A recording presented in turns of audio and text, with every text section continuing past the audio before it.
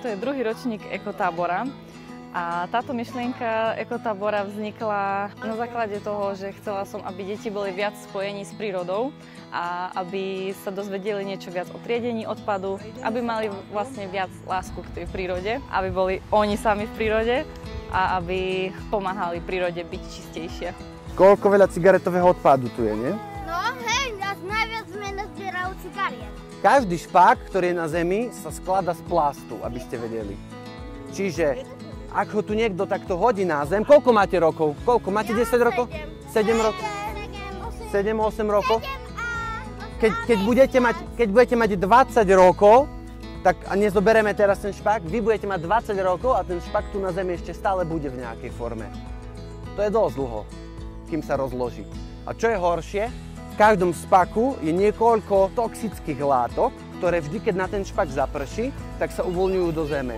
A tým pádom tá zem, ktorá je pod tým špakom, prestáva byť schopná produkovať nejaké rastliny a podobne. To znamená, že rastlinky sú menšie kolo špákov vždy, alebo vôbec nerastú.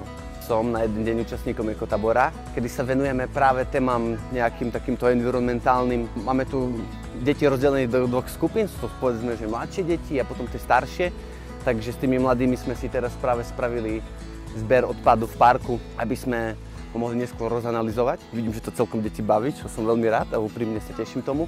Cieľom toho vlastne celého bude to, si to potom spraviť takúto malú analýzu, aby sme videli, že aké odpady v takomto prostredí vznikajú, čoho je veľa, čoho je málo, aby sme mohli, povedzme, aj nejakým spôsobom lepšie usmerniť tie deti do budúcna. Na programe sme mali aj sadenie žeruchy, ktorú sme si posadili už na začiatku týždňa a počas celého týždňa pozorujeme, ako nám rastie, lebo ona behom týždňa nám vyrastie. Včera sme boli v planetáriu a dnes tu máme na programe triedenie odpadu. Boli sme pozrieť v Brantneri, ako sa všetko triedi, kde vlastne ten odpad máme. A v rámci environmentálnej edukácie vyberieme na Smižanskú mašu, kde im bude pracovník Slovenského raja ukazovať naše lesy. No a na konci týždňa vlastne už bude len také zhodnotenie celého týždňa, kde budú dávať aj sľub, že budú svojej zemi pomáhať a chrániť ju najviac ako vedia.